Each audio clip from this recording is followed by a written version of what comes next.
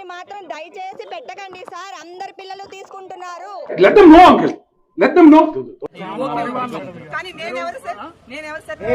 Aunty aunty ఏ డింబి డింబిరో డిండి డిండి మీ అందరితో ఉండే మనిషినే కదా, నేను మీ బిడ్డనేగా, మీ చెల్లినేగా.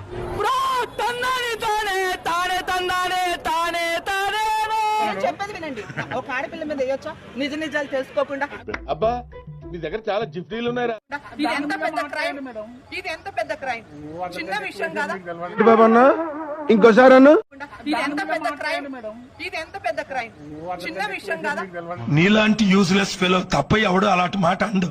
కాదు, ఇంత చిన్న విషయం కాదు కదా డ్రగ్స్ అనేది. అది నా మీద పెట్టడం ఏంటి? అరే మన పిల్ల మీద హెల్మెట్ మనం చేయకూడదే, నిజం తెలుసుకుని వెయ్యాలి అని ఎందుకని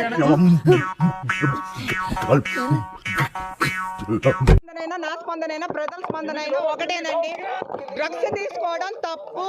అర్థమైందిరే, అన్ని తెలిసినా తెలియనట్టు సావాలా. అసలు యూత్ అందరూ పాడైపోతే డ్రగ్స్ వల్లే. నిజమా?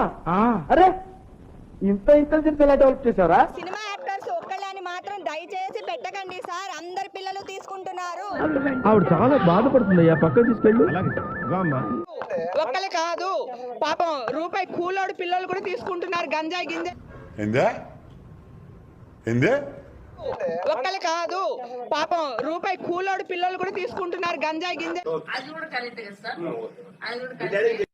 అదే అంటున్నా, ఇప్పుడు నటి హేమని వేసేసారు. నేను లోకం మీకు, మీ కష్టం పగవాడికి కూడా రాకూడదు గురుగారు. మరేరా డ్రగ్స్ తీసుకోవడం తప్పే, ఎవరినైనా చెప్పు తీసి కొట్టాల్సిందే డ్రగ్స్ తీసుకున్న వాళ్ళు. రుకో జరా సబర్ కరో.